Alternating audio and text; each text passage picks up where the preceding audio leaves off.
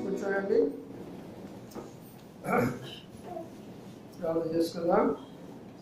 ప్రేమల మా పొడవు తండ్రి, నమ్మకాన్ని మా దేవానికి స్తోత్రాలు. నీ విశ్వాసాన్ని బట్టి మీకు ఎంతనాలు స్తోత్రాలు చెల్లించుకుంటున్నాం. మా తండ్రి వచ్చిన బిడ్డలు బట్టి మీకు స్తోత్రాలు, చేసిన ఆరాధన బట్టి మీకు స్తోత్రాలు. బలపరకాయ మమ్మలను సిద్ధపరచురమ్మని ప్రార్థిస్తుంటున్నాం. ప్రభా స్థలంతా కూడా విశ్రయంతో నింపండి. ప్రభా మీ యొక్క దాసుని మీరు క్షమించండి. కొన్ని మాటలు మీరు దయచేయమని ప్రార్థన చేస్తుంటున్నాం. మీ దయాళస్థలకు అప్పచెప్పుకుంటున్నాం. అంధకార శక్తులు మీ నాకు కూడా బంధిస్తూ మమ్మల్ని తగ్గించుకుంటూ మీ వైపు చూస్తూ వచ్చిన ఒకరు కూడా ఖాళీ పడకుండా వారి వారి భాగాలు పొందట్లో సహాయం చేయమని వేడుకుంటూ ఘనత మహిమ ప్రభావాలు మీకు ఆరోపించుకుంటూ యేసయ్య పరిశుద్ధ నామమున స్తుతించి ప్రార్థించి గణపరచి పెడుతున్నాము తండ్రి. ఆమేన్. శ్రమలలో పాల్పొందే వరకు మరి గ్రంథంలో నుండి వచ్చిన భాగం చదువుకుందాం. మొదటి రాజుల గ్రంథం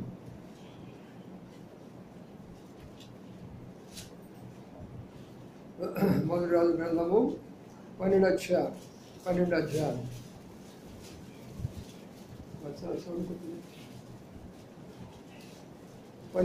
మొదటి రాజుల గ్రంథము 12 అధ్యాయము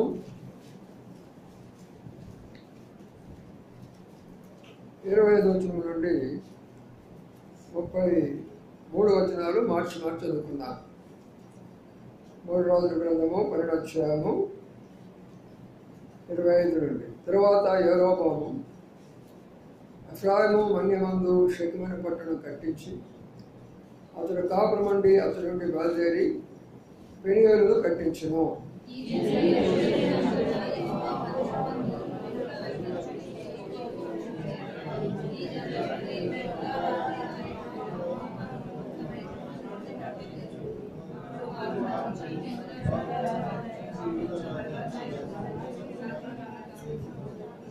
యెరోబాము తన హృదయమందు తలంచి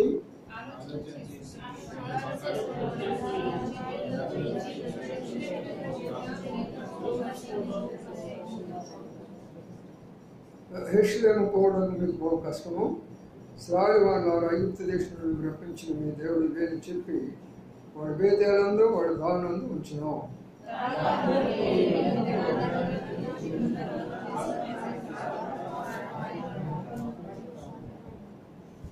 మరి అతను ఉన్నత స్థలములను కట్టించి మందిరం ఏర్పరిచి లేవీలు కానీ సాధారణ వారిగా కొందరు యాజకులుగా నియమించును.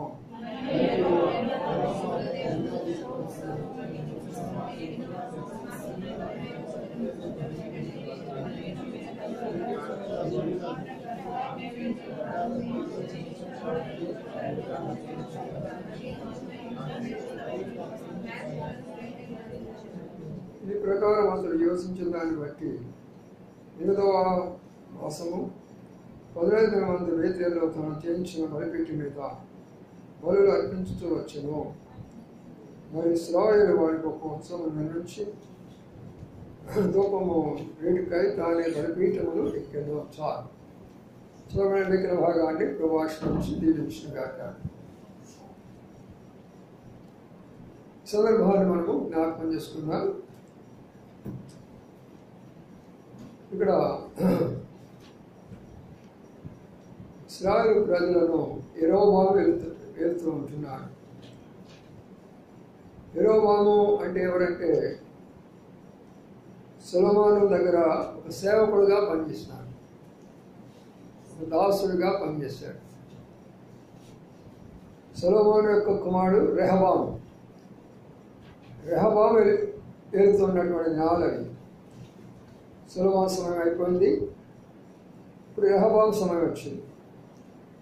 ఈ రెహబాము సమయంలో ఈ రెహబాము వాళ్ళ నాన్నగారు లాగా పరిపాలించలేకపోయిన కారణం చేత అక్కడ కొన్ని సమస్యలు ఎదుర్కొంటూ వచ్చాడు. పెద్దవాళ్ళు చెప్పిన మాట వినకుండా యవనస్తులు చెప్పినటువంటి మాటలు విని మరి అక్కడ ఒక సమస్యను తెచ్చుకున్నారు. కానీ మొదటి పాట మనం ఏం నేర్చుకోవాలి అంటే దేవుడు మనకి ఏది ఇచ్చాడో దాన్ని పోగొట్టుకోకూడదు.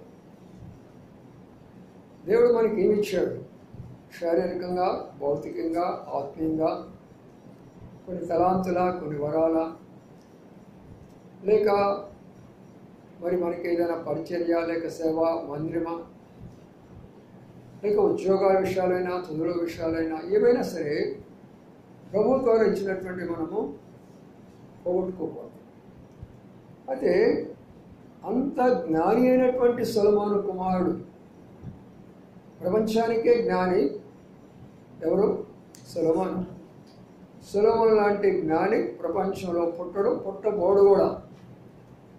ఎంత జ్ఞాని సొలొమోను అంటే చీమల భాష కూడా నేర్చుకున్నాడట, మిడతల భాష నేర్చుకున్నాడట. అంత రీసెర్చ్ స్కాలర్ అన్నమాట. ఆఖరి యొక్క స్టడీ ఏంటంటే ఆయన మానవుడికి మతిమరిపు ఎందుకు వస్తుందో అది కూడా స్టడీ చేయాలన్నాడు. అంత జ్ఞాని. కానీ ఆయన కుమారుడు పరిస్థితి ఎలాగా ఉన్నది అంటే మరి ఇప్పుడు ఆ మార్గంలో లేడు. మనం కూడా పరలోకం తండ్రికి కుమారుడు కుమార్తె. ఆయన ప్రపంచానికే జ్ఞాని. ప్రపంచమంతా కూడా ఆయన చేతిలో ఉన్నది. ఆయన జ్ఞానం ద్వారా సమస్తము సృష్టించబడ్డాయి. ఆయన బిడ్డలైనటువంటి మనము ఆయన ఇచ్చినటువంటి నేటిని మనం పోగొట్టుకుంటున్నాం. ఆ కారణం చేత ఇప్పుడు తాను పరిపాలించలేకపోగా అనేకమైనటువంటి ఇబ్బందులు, అనేకమైనటువంటి కష్టాలు తను కోరి తెచ్చుకున్నాడు. కాబట్టి ప్రియమైన సోదరులారా, చాలా సందర్భాల్లో మనం చేసే పొరపాట్లు ఏంటంటే మనము సరైనటువంటి యొక్క దైవ దర్శనం లేని కారణం చేత, సరైనటువంటి వాక్యం యొక్క దర్శనం లేని కారణం చేత, వాక్యానికి లోబడినటువంటి కారణం చేత ప్రభుత్వించినటువంటి మనం పోగొట్టుకునేదానికి అవకాశం ఉంది. అందుకని ఇక్కడే మాటలు దానికి కారణం ఏంట్రా అని మనం చూస్తే, దానికి కారణం ఏమైందని మనకు గమనించినట్లయితే, మరి పెద్దవాళ్ళు కొన్ని మాటలు చెప్పినప్పుడు వినకుండా రెహబాము చిన్నవాళ్ళు చెప్పినటువంటి, యవనస్తులు చెప్పినటువంటి మాటలు విన్నారు. పెద్దవాళ్ళు చెప్పిన మాటలు వినలేదు, కానీ యవనస్తులు చెప్పిన మాటలు విన్నారు. కాబట్టి మనమందరూ కూడా జ్ఞాపకం చేసుకునే మాట ఏంటంటే, పెద్దవాళ్ళకి కొన్ని అనుభవాలు ఉంటాయి. పెద్దవాళ్ళైనటువంటి సేవకులైనా, ఇంటిలో వృద్ధులైనా వారికి కొంత అనుభవాలు దేవుడు ఇస్తూ వస్తాడు, సంఘాల్లోనైనా. కాబట్టి వారి అనుభవాలతోటి ఏ సలహాలు మనకిస్తారో అవి మనం పాటించినట్లయితే మనకు కానీ, మన కుటుంబాలకు కానీ, మన సంఘానికి కానీ ఎలాంటి నష్టం ఉండదు. ఎప్పుడైతే ఇలాంటి యొక్క పొరపాటు జరిగిపోయిందో అక్కడ అసమాధానం ఏర్పడుతుంది. ఇదేరా మంచి సందు అనుకున్నాడు. ఇశ్రాయేలులందరూ కూడా రెండు భాగాలు అయిపోయినారు. 2 గోత్రాలు ఒకవైపు వెళ్ళిపోతే 10 గోత్రాలు మరొక వైపు వెళ్ళిపోయాయి. బాగా ఆలోచన చేసుకునండి, ఎందుకు 2 భాగాలు అయిపోతూ ఉంటాయి కొన్ని సందర్భాల్లో? దేనిని బట్టి అనేక కుటుంబాల్లో ఐక్యత లేకుండా పోతున్నది. తల్లిదండ్రులు ఒక మార్గం నడుస్తుంటే బిడ్డలు ఒక మార్గాన్ని నడుస్తున్నారు. వీటన్నిటికీ కారణాలు ఏమిటి? అందుకని ఇక్కడ 2 భాగాలు అవడానికి కారణం ఏంటంటే, పెద్దవారు చెప్పినటువంటి యొక్క సలహాలు పాటించకుండా యవనస్తులైనటువంటి సలహాలు పాటించడం ద్వారా ఎంతో నష్టాన్ని తెచ్చుకున్నాడు. మన జీవితంలో కూడా అనుభవం కలిగినటువంటి వారి సలహాలను మనం ప్రక్కకు త్రోసివేసి అనుభవం లేనటువంటి వారి యొక్క స్నేహమో లేక వారి సలహాలు తీసుకోవడం ద్వారా మన జీవితాలకి, మన కుటుంబాలకి నష్టం కలుగుతారు. అర్థమవుతుంది చెప్పే మాటలు? అర్థం కానటువంటి భాష అర్థమైన రీతిగానే చెప్తాను. సరే, ఈ సమయంలో వాళ్ళు ఏం చేశారంటే, మంచిది, మనం ఈ సమయంలో ఏం చేద్దాము, రెహబామును విడిచిపెట్టేసేద్దాము, యెరోబాము దగ్గరికి పడదామని చెప్పేసి వాళ్ళందరూ కూడా బయలుదేరి 10 గోత్రాల వాళ్ళు యెరోబాము దగ్గరికి వెళ్ళారు. యెరోబాము ఎవరు? సొలొమోను దగ్గర దాసుడు. ఒక దాసుడు కొన్నవాడు ఇప్పుడు రాజు అయిపోతుంటున్నాడు. దాసుడు అంటే అర్థం ఏంటి? అక్కడ పనిచేస్తున్నటువంటి వ్యక్తి. దాసుడు పనిచేస్తున్నటువంటి వ్యక్తి. అది ఇప్పుడు ఆయన ఏ స్థానంలోకి వస్తున్నాడంటే రాజు స్థానంలోకి వస్తుంటున్నాడు. చూసారా, ఒక పొరపాటు ఎలాంటి యొక్క పరిస్థితులు దారితీస్తుందో చూడండి. ఇప్పుడు తను రాజు అయిపోయినాడు. ఏం జరుగుతుంది ఇప్పుడు? నేను రాజు అయిపోయినా. వాళ్ళే వచ్చి అడుగుతున్నారు, అయ్యా నువ్వు మాకు రాజుగా ఉండండి అని అడిగినప్పుడు నేను మీకు రాజుగానే ఉంటాను అన్నాడు అని ఇప్పుడు మనం చదువుకున్న మాటలు చూస్తే, తర్వాత యెరొబోము ఎఫ్రాయిము అన్యందు షెకెము పట్టణం కట్టించి అతడు కాపురం నుండి అతడి నుండి బయలుదేరి పెనియేలు కట్టించెను.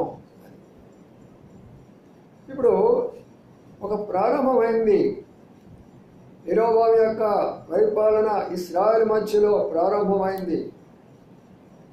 ఇశ్రాయేలు మధ్యలో ఎవరి యొక్క పరిపాలన?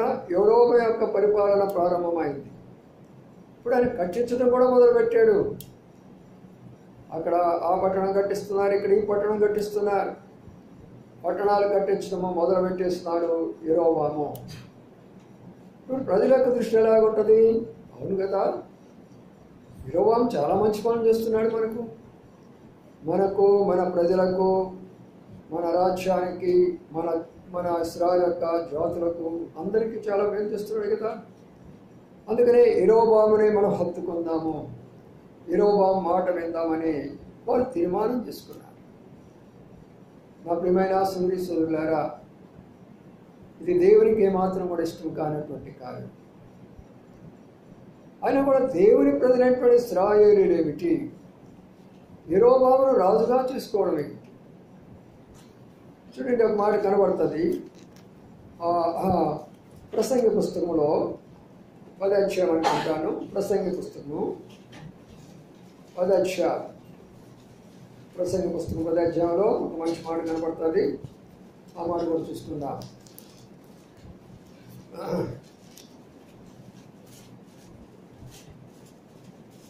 16వ వచనం.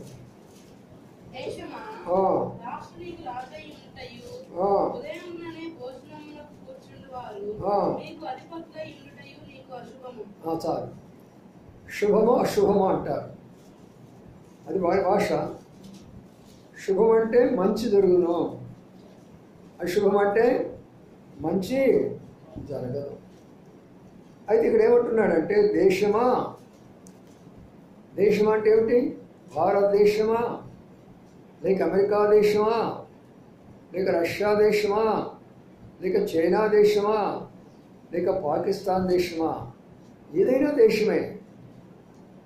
ఆ దేశంలో ఉన్న ప్రజలు ఏమనంటున్నాడు? దాసులు నీకు రాజు అయి ఉండుటయు. ఎవరు రాజుగా ఉండకూడదంట? ఎవరు? దాసులుగా ఉన్నవారు రాజులు కాకూడదు. రాజులుగా అయ్యారు అంటే మాత్రమే అశుభము. అంటే దాని అర్థం ఏమిటి? ఏ మంచి కార్యాలు జరగవు. రెండవది ఏమన్నారు? ఉదయమనే భోజనం కూర్చున్నవారు అధిపతులు ఉన్నారు ఇక్కడ. మళ్ళా ఈ అధిపతులు ఏం చేస్తారు? ఉదయాన్నే ఇంటికి వెళ్తారు, భోజనానికి వెళ్తారు. ప్రియమైన సోదరులారా, బాగా అర్థం చేసుకోరండి. నేడు దేవుని సంఘాన్ని ఇలాంటి వారి పరిపాలిస్తున్నారు, దేశాలను కూడా ఇలాంటి వారి పరిపాలిస్తున్నారు. అటు వారు ఇటు వీరు అందరూ కూడా అలాంటి వారే పరిపాలిస్తున్నారు. అందుకని ఆ మాట రాయబడుతూ వచ్చినాయి. దేశమా, దాసులు నీకు రాజు అయినట్టు, ఉదయమైన భోజనం కూర్చున్న వారు నీకు అధిపతులు ఉన్నట్టు నీకు అశుభము. ఇప్పుడు ఏమొస్తుంది చెప్పండి? మనకు ఎలక్షన్స్ వస్తున్నాయి కదా. ఎవరిని ఎన్నుకుందాం? దాసులు ఎన్నుకుందామా, లేక రాజులు ఎన్నుకుందామా? అక్కడే వెళ్తుందాం. 17 చదువుదాం. నీ రాజు గొప్ప ఇంటివాడ ఇంటటియు, నీ అధిపతులు మత్తులవుట కాక అనుకూల సమయమందు అది శుభము. ఏది శుభము? బైబిల్లో లేనిదేమి లేదు. బైబిల్లో అన్నీ ఉంటాయి. ఏ శుభం అంటే నీ రాజు గొప్ప ఇంటి వాడై ఉండాలా. పరిపాలించేవారు ఏ ఇంటి వారు అయి ఉండాలా? గొప్ప ఇల్లు ఎక్కడ ఉందమ్మా?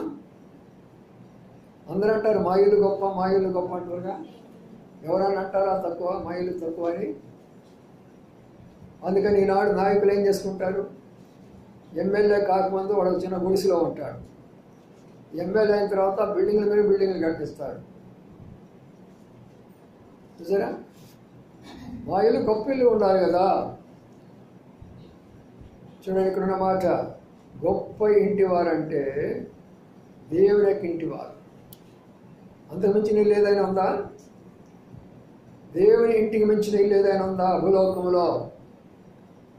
కాబట్టి గొప్ప ఇంటి వారిని ఆ ఇంటి వారిని దేవుడు ఏర్పాటు చేసుకుంటే ఆ దేశం శుభముగా ఉంటుంది.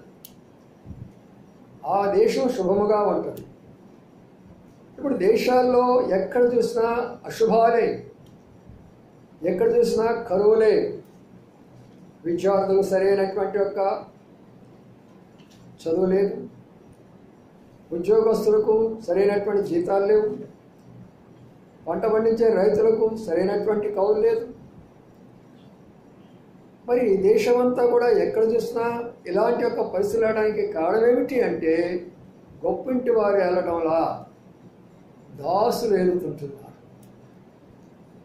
దాసులు ఏలుతుంటున్నారు. ఈ రోజున అటు దేశాన్ని పరిపాలిస్తున్నారు, ఇటు సంఘాలను కూడా పరిపాలిస్తుంటున్నారు. కాబట్టి ప్రియమైన సోదరి బాగా అర్థం చేసుకోరండి. మనం అందరి యొక్క భారము ప్రభువా, మా సంఘమైన మా దేశమైన గొప్ప ఇంటి వారు పరిపాలించాలి కానీ ఈ దాసులు పరిపాలించకూడదయ్యా. మరి ఎప్పుడు భోజనాన్ని కూర్చుంటుందని చూడండి. అనుకూల సమయంలో, అనుకూల సమయం అంటే ఎప్పుడు భోజనం చేయాలి, అప్పుడే భోజనం చేయాలి. అయితే దాసులు ఎప్పుడు పోతున్నారు? ఉదయాన్నే కూర్చుంటారు. ఇక వాళ్ళు అదే పని. ఇప్పుడు మేము వస్తున్నప్పుడు ఒకటే పనిగా డ్రమ్ములు కొట్టుకుంటూ అవన్నీ పేపర్లన్నీ పడేసుకుంటూ మా మొఖాలన్నీ పడుతూ వీళ్ళ మొఖాలన్నీ పడుతూ గేట్లన్నీ పడేసుకుంటూ ఓటేయండి ఓటేయండి ఓటేయండి అని పోతా ఉన్నారు. ఏమిటి ఇదంతా కూడా? ఎవరినైనా నిర్ణయించాలంటే దేవుడే నిర్ణయిస్తాడు. ఎవరిని పడగొట్టాలన్నా దేవుడే పడగొడతాడు.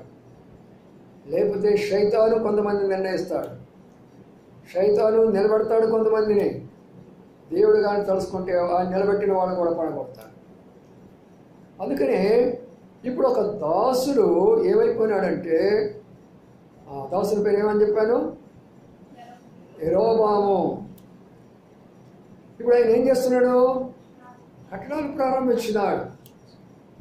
ప్రజలను మోసం చేయాలంటే ఏం చేస్తారు? అబ్బో అది కట్టారు, ఇది కట్టారు, అక్కడ డ్యామ్ కట్టారు, ఇక్కడ బ్రిడ్జి కట్టారు, అక్కడ హైవే రోడ్లో వేయించారు. హైవే రోడ్లు వేయించగానే కడుపులో ఏమైనా పెట్టినావా ప్రజలకు? ఒకసారి వెళ్ళి ఆ ఉత్తరప్రదేశ్లో ప్రజలు చూడండి, వేలాది ప్రజలు దిక్కు లేకుండా చిన్న గుడారాలు, చిన్న తాటాకుల గుడిసెల్లో ముసలోళ్ళు వృద్ధులు తినడానికి లేకుండా అంత అన్నం తిని ఉన్నవాడు. ఈ రోజున వేలాది ప్రజలు ఉన్నారు అక్కడ. ఎవరు పరిపాలిస్తున్నారు అక్కడ? యోగులు పరిపాలిస్తున్నారు. యోగులు పరిపాలిస్తున్నట్టు యోగులైన వాళ్ళపై అరణ్యంలో ఉండాలి కానీ ఈడ ప్రజలను పరిపాలిస్తారా? అందుకనే ప్రియమైన సోదరులు, మన ప్రార్థనలు, మన ఆశ, మన కోరికలు గొప్ప ఇంటి వారు ప్రభు ఏర్పాటు చేయాలి. గొప్ప ఇంటి వారు, ప్రభు నమ్ముకున్నటువంటి వారు, ప్రభు అంటే భయపడేవారు, నీతి న్యాయాలంటే తెలిసినటువంటి వారు ఉండాలి. అందుకనే యెరోబాము పరిపాలనకు చూసేటప్పటికి అవన్నీ కడుతున్నప్పుడు ప్రజలు చాలా ఆకర్షితులైపోయినారు. ఎంత ఆకర్షితులైపోయినారు తెలిసిన? అబ్బా, మాకు ఇంత మంచి రాజు దొరికాడు, మాకు ఎంత మంచి పరిపాలకుడు దొరికాడు. కాబట్టి ఇప్పుడు ఏం చేద్దాం? ఆయన ఏం చెప్పినా అది చేద్దాం అంటున్నారు. రండి, ఏం చెప్తున్నాడో, వాళ్ళు ఏం చేస్తున్నారో 2-3 మాటలు తలంపులతో చెప్తాను, ముగిస్తాను. ఎక్కువ సమయం తీసుకోను. రండి, మొదటి రాజుల గ్రంథంలోకి వెళ్ళిపోదాం. 12వ అధ్యాయం. మొదటి రాజుల గ్రంథము 12వ అధ్యాయంలో మనం చదువుకున్న మాటలను మనం జ్ఞాపకం చేసుకున్నాం. అక్కడ ఒక్కొక్క మాట నేను నెమ్మదిగా చదివి వివరిస్తాను, బాగా అర్థం చేసుకుంటుంది. 20వ వచనం అంటున్నాడు, ఈ జనులు యెరూషలేమునందు యెహోవా మందిర బలులు అర్పించుటకు ఎక్కిపోచుండినెడల ఈ జనుల హృదయము యూదారాజైన రెహబామును తమ యజమానులకు తిరుగును. అప్పుడు వారు నన్ను చంపి యూదారాజైన రెహబామునందుకు మరలా చేరుదురు. రాజ్యము మరలా దావీదు సంతతి వారగును అని యెహోవా తన హృదయమందు తలంచి ఆలోచన చేసి 2 బంగారు దూడలు చేయించి, చూసారా, ఒక మంచి ఆలోచన వచ్చింది. అక్కడ కట్టడాలు ప్రారంభించాడు, ఇక్కడ భక్తి కార్యాలు ప్రారంభించాడు. దేవుని ప్రజలు, లోకంలో ఉన్న జనాలు ఈ రోజున ఎందుకు మోసపోతుందంటే ఈ రెండింటిని చూపిస్తున్నారు ప్రజలకు.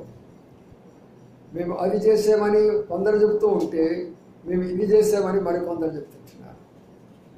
ఇక్కడ ఏమంటున్నాడు, వీళ్ళని ఎట్లయినా కూడా యెరూషలేము దాకా పోవడానికి వీలు లేదు. యెరూషలేము ఎవరిది? ఇశ్రాయేలు ప్రజలది. యెరూషలేములో ఏముంది? దేవాలయం ఉంది. సొలొమోను కట్టినటువంటి దేవాలయం ఉంది.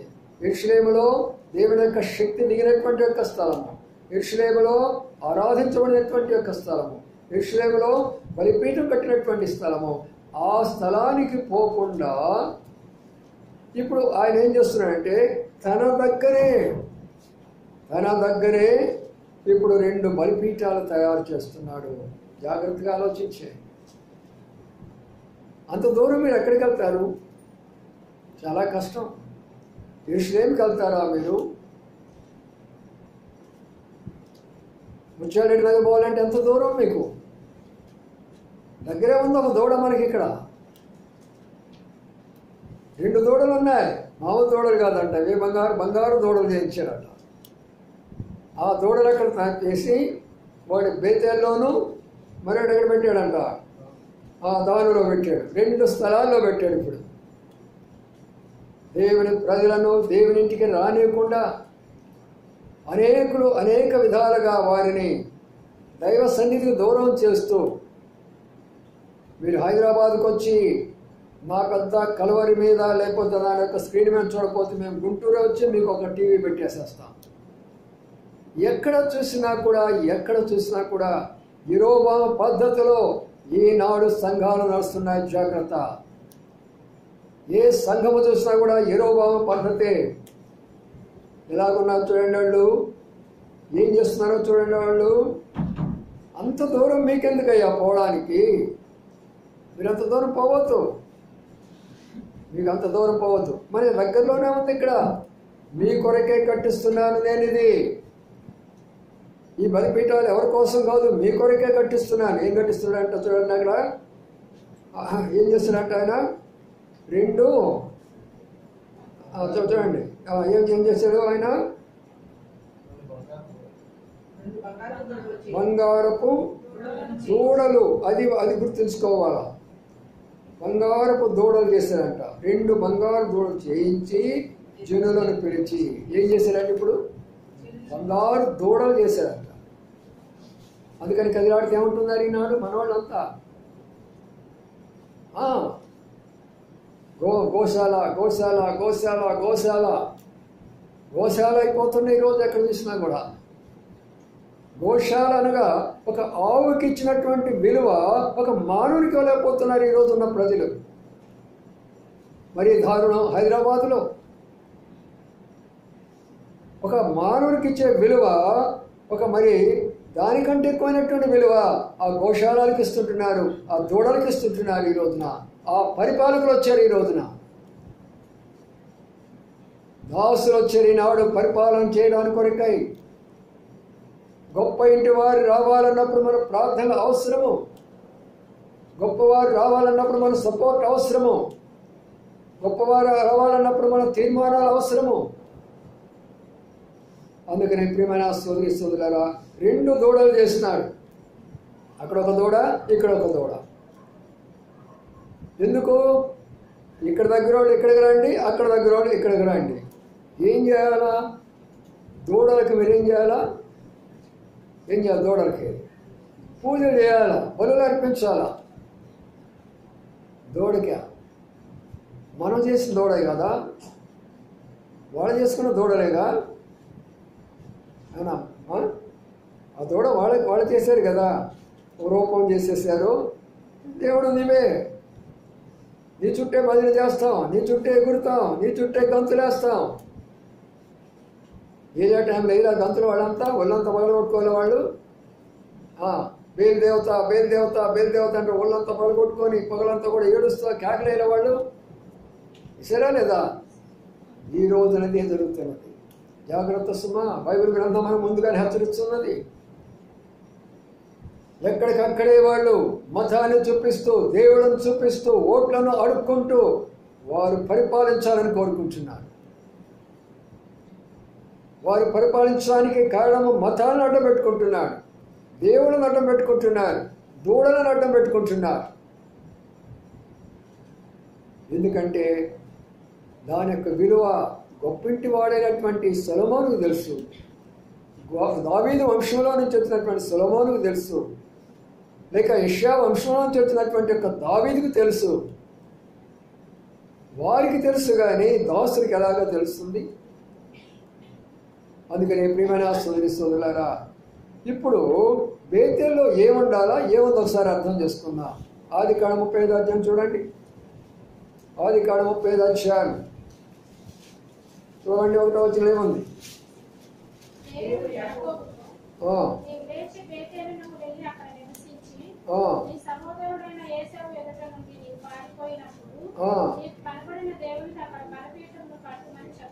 చూసారా? దేవుడు ప్రత్యక్షమైనటువంటి స్థలము బేతేలు. దేవుని యొక్క ఏర్పాటు చేసుకున్న స్థలము బేతేలు. బేతేలు అనగా దేవుని యొక్క మందిరం అని అర్థము. దేవుని యొక్క మందిరంలోకి వచ్చి అక్కడ బలిపీఠము కట్టి అక్కడ అర్పణలు అర్పించమని దేవుడు ఆనాడు సెలవిస్తే, ఈనాడు ఏమైపోయింది? అదే బేతేలు ఏమొచ్చింది చెప్పండి? బంగారు దూడలు వచ్చినాయి. బంగారు దూడలు వచ్చినాయి మందిరాల్లో కూడా. ఒకవైపున మందిరాన్ని చెప్తున్నాను, మరోవైపున దేశాన్ని చెప్తున్నాను. 2 రకాల పరిపాలన గురించి, దేవుని యొక్క వాక్యాల గురించి మీకు చెప్తున్నాను ఈ రోజున. ఈనాడు మందిరాల్లో ఏమున్నాయి? బంగారు దూడలు ఉన్నాయి. దేవుని బలిపీఠం అక్కడ లేదు. డబ్బు ఉన్నది. డబ్బు కొరకే కొట్లాట ఆడుకుంటున్నారు, కొట్లాటేసుకొని కేసులు పెట్టుకుంటున్నారు, అక్కడి నుంచి పోలీస్ స్టేషన్కి వెళ్తున్నారు, బంగారు దూడలు ఉంచుకుంటున్నారే కానీ ఆయన బలిపీఠాన్ని లేదుగా ఉన్నదిగా కనబడుతుంది. నా ప్రియమైన సోదరులారా, బేతేలు దేవుని యొక్క మందిరానికి సహకరిస్తుంది, మందిరం యొక్క ప్రత్యక్షతకు సహకరిస్తుంది. ఆ మందిరంలో ఆ బలిపీఠము కట్టాలా, ఆ యాజకులు నిర్మించబడాలా, ఆ క్రమాన్ని పాటించాలా? అయితే ఇప్పుడు అంతా మార్పు వచ్చేసేస్తుంది. అక్కడ దేశంలో కూడా ఎంత మార్పు వచ్చేస్తుందంటే రాజ్యాంగ పద్ధతులన్నీ ప్రక్కన పెట్టేసేద్దాం. రాజ్యాంగం అంటే బైబిల్ గ్రంథంలో ఉన్నది. రండి, రాజ్యాంగాన్ని గురించి బైబిల్ గ్రంథంలో ఉన్నదా లేదా? మన భారతదేశాన్ని గురించి బైబిల్ గ్రంథం రాజ్యాంగం ఉన్నదా లేదా? చాలామంది తెలియదు ఈ విషయాలు. మామూలు ఏదో అనుకుంటారే కానీ రాజ్యాంగం అనుకుంటారే కానీ ఇక్కడ మనం చూస్తే తెలుస్తుంది. కొలసి రాష్ట్ర పత్రిక, కొలసి రాష్ట్ర పత్రికలో ఆ మాటలు మనం చూద్దాం. 1వ అధ్యాయం 16వ వచనం చూడండి.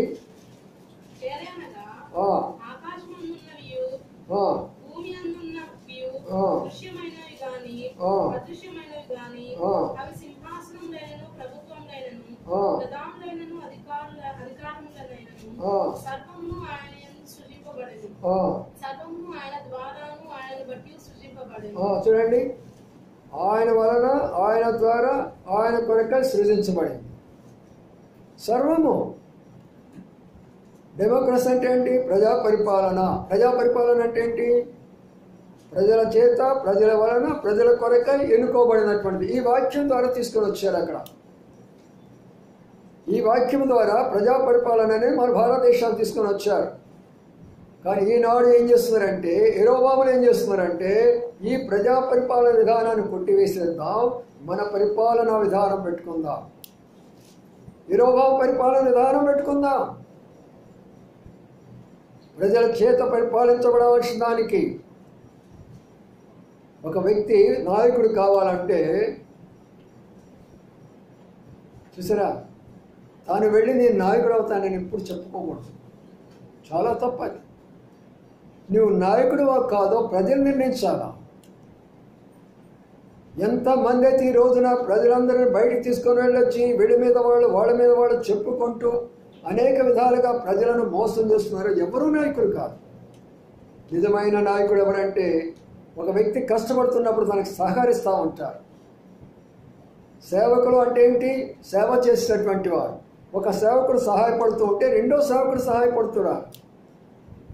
సౌడు ప్రసాద్ గారు సేవకుడిగా కష్టపడుతున్నారు అనుకోండి, సౌడు అక్కులు ఏం చేయాలా? తను తోడుగా ఉండాలి. అంతేగాని ప్రసాదానికి వ్యతిరేకంగా నేను కొట్లాటాడతానంటే ఎలాగవుతుంది? ఇది అది అర్థం చేసుకోలేనటువంటి మూర్ఖత్వంలో ఈనాడు మన యొక్క దేశం ఉంటుంది. అది బైబిల్లో ముందుగానే ప్రవచన రూపంగా చెప్పబడుతూ వచ్చింది. అందుకనే ప్రియమైన సోదరి సోదరులారా, యెరొబోము అంతా కూడా మార్చేశాడు. సిస్టమ్ అంతా కూడా జనాలను ఆకర్షించే దాని కొరకై టెంపుల్స్ ఎక్కడ చూసినా కూడా అద్భుతమైనటువంటి యొక్క ఆర్భాటాలు. ఇక్కడ అవి దొరికినవి, ఇక్కడ అవి దొరికినవి. కొన్ని లక్షల సంవత్సరాల కిందట ఇదిగో ఇక్కడ ఈ శిల్పం దొరికింది, అక్కడ ఆ శిల్పం దొరికిందని రకరకాలైనటువంటి యొక్క కట్టుకథలతోటి ప్రజలందరూ కూడా మోసం చేస్తున్నారు. యెరొబోము ఈ రోజున అక్కడ ఒక మాట గమనిస్తాము. ఆ సందర్భంలో ఇంకేం చేస్తున్నాడు మనోడు చూద్దాం. అంతటి ఊరుకున్నాడా? ఊరుకోలేదే. ఆ తర్వాత చూద్దాము 37వ వచనం చూద్దాం. 37వ వచనం.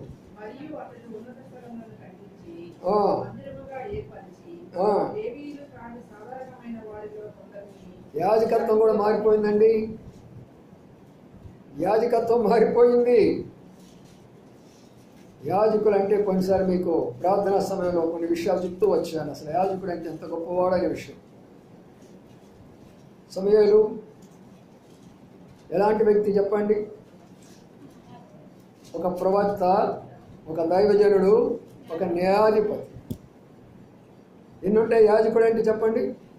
ఒక ప్రవక్త అంటే రాబోయే విషయాల గురించి చెప్పేటటువంటి వ్యక్తి వాడు. ఒక యాజకుడు అనగా ప్రజల కొరకు అనేకమైన బలులు అర్పించేటటువంటి వాడు.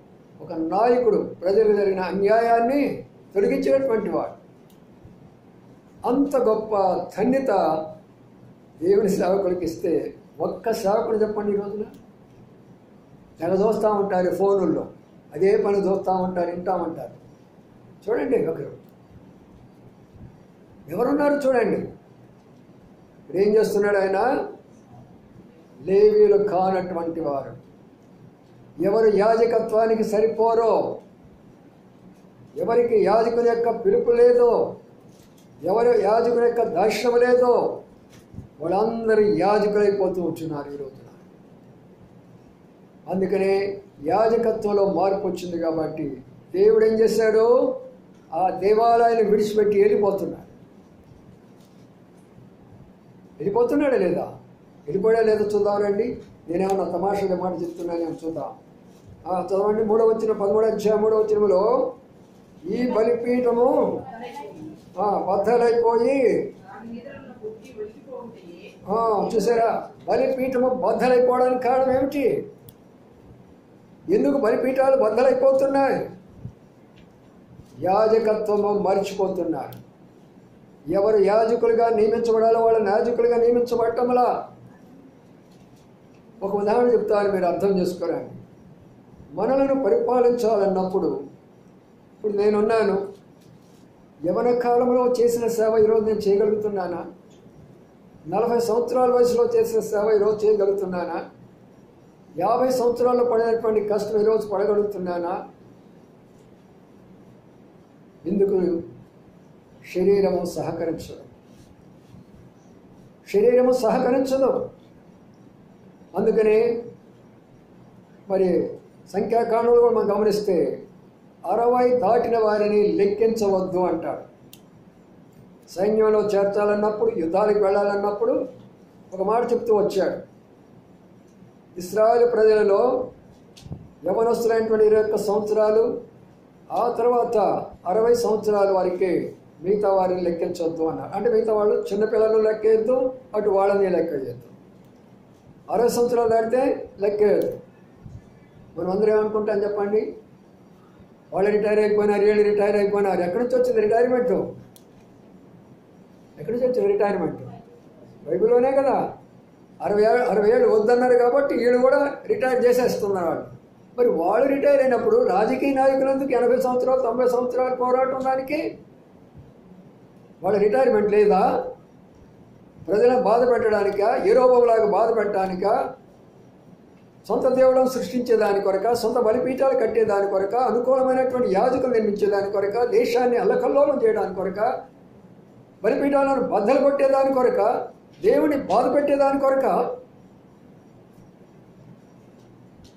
ప్రియమైన సోదరి సోదరులారా, అంతటితో ఊరుకోలే. ఇంకా మనోడు ఏం చేశాడో కొంతమంది చూద్దాం రండి. నేను అసలు ఈరోజు మరి ఆరాధన వర్తమానం వద్దాంలే అనుకున్నాను. నేను ఆరాధన వర్తమానం ఇద్దామని నేను సిద్ధపడ్డాను కూడా. అది ప్రభు యొక్క ఆయనకు ఉద్దేశం ఏందో కానీ నేను ఈరోజు దీని గురించి చెప్పమని చెప్పినప్పుడు మళ్ళీ దీని గురించి నేను చెప్పాల్సి వస్తుంది. మరి ఒకటి ఏం చేసాడు చూద్దాం రండి. 32వ వచనం చూద్దాం.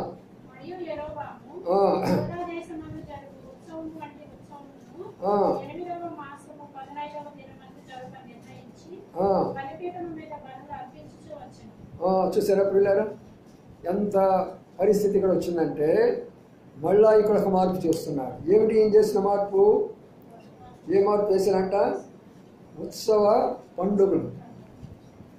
ఉత్సవాలు అంటే మనకు తెలుసు కాకుండా పండుగలు, క్రిస్టమస్ లేక గుడ్ ఫ్రైడే లేకపోతే ఈస్టర్, రకరకాల మనకు ఉంటాయి కదా. వాళ్ళకి ఇస్రాయల్కి చాలా ఉంటాయి. ఆ పండుగ, గుడారాల పండుగ, ఆ అనేకమైన పండుగలు వాళ్ళకి ఉంటాయి. ఇప్పుడు ఉత్సవాలు కూడా ఆయన యొక్క విధానంలో మార్చివేస్తుంటున్నాడు. పండుగలు కూడా తన యొక్క ఇష్టమైన మార్చివేస్తుంటున్నాడు. ప్రియమైనటువంటి సోదరి సోదరులారా, ఈ రోజున మన పరిస్థితి లాగా ఉన్నదంటే నువ్వు జై శ్రీరామ్ గాని చెప్పగానే పోతే నువ్వు భారతదేశం ఉండడానికి వీలు లేదు అన్నాడు. జై శ్రీరామ్ చెప్పకపోతే భారతదేశం ఉండడానికి వీలు లేదా అంటమే కాదు, వాళ్ళు కొడుతున్నారు, చంపుతున్నారు కూడా. కొంతమంది కొట్టారు. ఇప్పటికీ చాలామంది మన సేవకుల మాట అనేది కొట్టారు, చంపారు కూడా. ఇటువంటి దౌర్భాగ్యమైన పరిస్థితుల్లో ఉన్నాం మనం. ఒకసారి అర్థం చేసుకున్నాను. వారి ఇష్ట రూపంలో మనం చేయాలి. ఏదైనా వాళ్ళు ఏదనుకుంటే అది మనం చేయాలా. అందుకనే ఇలాంటి యొక్క పరిస్థితి వచ్చింది నేడు భారతదేశానికి. యెరొబోములు దేశానికి అశుభమైన వారు పరిపాలిస్తున్నారు. ఇలాంటి పరిస్థితుల మధ్యలో గొప్ప ఇంటి వారు మనకు కావాలని మన యొక్క ప్రార్థనలు, గొప్ప ఇంటి వారు కావాలని మన యొక్క భారము. మా దేశం క్షేమంగా ఉండాలా, మా రాష్ట్రం క్షేమంగా ఉండాలా, మా ప్రజలు క్షేమంగా ఉండాలని మనము కోరుకున్నట్లయితే ప్రియులారా, యెరొబోము పరిపాలన పోయేదాని కొరకై మనం ప్రార్థించాలి. అందరితో ఊరుకోలేదండి. చాలా భయంకరుడుగా ఉన్నాడు. కొంచెం ముందు చూస్తే చూడండి, అక్కడ మాట 13వ అధ్యాయంలోకి వద్దాం. 13వ అధ్యాయంలోకి వస్తే చూడండి 4వ వచనము.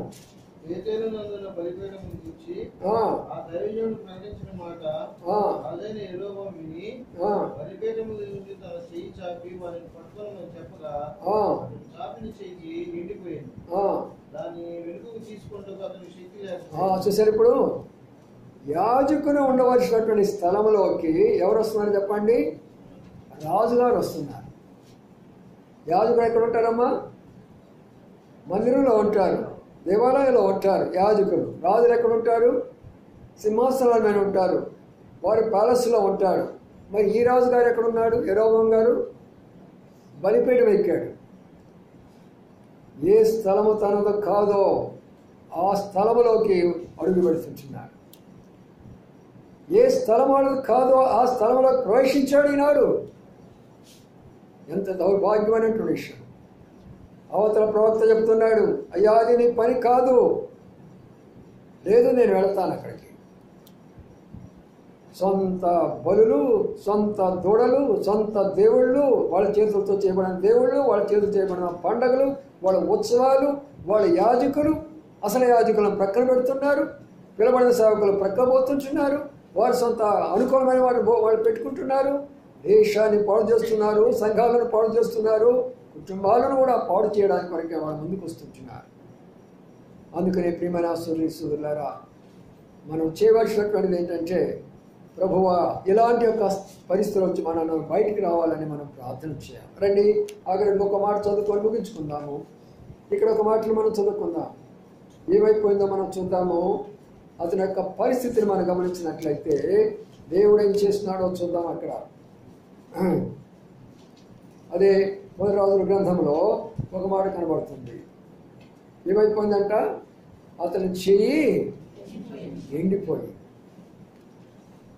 దేవుడు తలుసుకున్నాడా? ఎవరైనా సరే వాళ్ళు తను గర్వించాడు, తను అతిశయించాడు, దాంతో గొప్పవాడు లేడు అనుకున్నాడు, నేనేమైనా చేయగలను అనుకున్నాడు, నేను అది కట్టించాను, నేను ఇది కట్టించాను అనుకున్నాడు, నేను బంగారు దూడలు చేయించాను అనుకున్నాడు, నన్ను మించిన వాడు ఎవడు లేడు అనుకున్నాను, పండుగలు మార్చానని అన్నాడు, యాజకులనే మార్చానని అన్నాడు, ఎంతగానో విర్రవీగిపోయినాడు. దేవుడు ఒక్కసారి మొత్తాడు. బలిపీఠము బద్దలైపోయింది, చేసిన చెయ్యి కూడా ఎండిపోయింది. ఎప్పుడైతే నీవైనా నేనైనా దేవునికి వ్యతిరేకమైనటువంటి కార్యాల్లో పాలు పొందుతారో జాగ్రత్త. దేవుని యొక్క పనికి వ్యతిరేకమైన కార్యాలు మనం ఎప్పుడు కూడా ఎక్కడ కూడా పాలు పొందకూడదు. దేవుడు చూస్తూ ఊరుకోడు. తర్వాత మనం సమయంలో చెప్పేదాని కొరకాయ తాను పతనమైపోయినాడు, బిడ్డ చనిపోవడం ఏర్పడిపోయింది, కుటుంబం అంతా కూడా అల్లకల్లోలం అయిపోయింది, నామరూపాలు లేకుండా వెళ్ళిపోయినాడు యెరొబాము. ఏం కారణం అంటే తను చేయరానటువంటి కార్యాలు చేసిన కారణం చేత. ఒక మాట జ్ఞాపకం వస్తుంది, ఆ మాట చదువుకుందాం. సామెతల గ్రంథంలో ఉన్న మాటలు 30వ అధ్యాయం, సామెతల గ్రంథము 30వ అధ్యాయము 21వ వచనము లేక 22వ వచనం. భూమిని వణికించినవి 3 కలవు, అది మోయలేనివి 4 కలవు. అవేమనగా రాజులకు వచ్చిన దాసుడు. దాసుడు ఏమయ్యాడండి? రాజరికానికి వస్తున్నాడు. వాడు ఏం చేస్తున్నారంటే అక్కడ భూమిని వణికిస్తున్నారు. వణికించడం లేదా? ఈ రోజున ప్రజలను భయపెట్టడం లేదా? ఎక్కడైనా నెమ్మది ఉన్నదా? ఎక్కడైనా సమాధానం ఉన్నదా? అనేకమైనటువంటి విధానాల్లో రానున్న దినాలు ఇంకా భయంకరమైనటువంటి దినాలు ఉన్నాయి. ఇదే కానీ కొనసాగితే భారతదేశంలో ఇలాగా ఉండదు. దేవుని యొక్క ఉగ్రత కుమ్మరించబడుతుంది, మాడిపోతుంది. గుర్తించుకోనండి, దేవుడు దేనికి శాంతుడు చూస్తున్నాడు, ప్రతి స్థలాన్ని చూస్తున్నాడు. ఆయన ఏ సమయంలో ఏ తీర్పును పంపిస్తాడో మనకు తెలియదు. అందుకనే మనం అందరం కూడా ప్రభువా మమ్మల్ని క్షమించయ్యా, ఇశ్రాయేలుమయ్యుండి కూడా యెరొబాము మార్గంలో పెడుతున్నాం, మేము నమ్ముకొని కూడా విగ్రహారాధనకు మా మాట విన్నామయ్యా, మా రాజు అయినటువంటి రెహబామును విడిచిపెట్టేస్తాము, నిజమైనటువంటి సేవకులను, నిజమైన యాజకులను, నిజమైనటువంటి సంఘాన్ని విడిచిపెట్టేసేసి నిజము కానటువంటి వాడి కొరకే వెళుతూ ఉంటున్నాము. అందుకని బేతేలు బద్దలైపోతున్నాయి, అక్కడ ఉన్నటువంటి యొక్క బలిపీఠాలు బద్దలైపోతుంటున్నాయి. యాజకులు, నిజమైన యాజకులు చెప్పినప్పుడు ఇది జరుగుతుందనంటే జరిగి తీరింది. అబద్ధమైన ప్రవక్తలు చెప్పినప్పుడు ఏమాత్రం కూడా జరగలేదు. అందుకని ప్రియమైన సోదరి సోదరుల ఉదయకాల ప్రభువుతో మాట్లాడినట్టు మాటలు జ్ఞాపకం చేసుకొని ప్రార్థనలోకి వెళ్ళిపోతాం. ఇంకా నీ హృదయంలో యెరొబాము పెట్టిన బలిపీఠాలు ఉంటే తీసేసుకోండి, అన్య దేవతలు ఉంటే ప్రక్క తీసేసుకోండి, ఉన్నత స్థలాలు ఉంటే ప్రక్కన తీసేసుకోండి, సొంత బలిపీఠాలు ఉంటే ప్రక్క తీసేసుకోండి, సొంత పండుగల ఆచారాలు ఉంటే తీసేసుకోండి, సొంత యాజకులు ఉంటే తీసేసుకోండి. అవి పెట్టుకొని ప్రభు బలలో పాలు పొందవచ్చు. అవి పెట్టుకొని ప్రభు బలలోకి మనం ముందుకు వెళ్ళకూడదు. వాటి మొత్తం కూడా తీసేసుకోవాలా. అప్పుడు మాత్రమే ప్రభు మనల్ని ఏం చేస్తాడు? ఆశీర్వదిస్తాడు. అందుకనే ప్రభు వాళ్ళకి వాళ్ళకి మనకు మనం పరీక్షించుకుందాం. రండి, మోకాళ్ళ మీదకి రండి, అందరూ కళ్ళు మూసుకోనండి. అందరూ కూడా కళ్ళు మూసుకోనండి, మోకాళ్ళ మీదకి రండి. ప్రార్థనలో ప్రభువుతో ఏమైతే మాట్లాడుతూ వచ్చాడో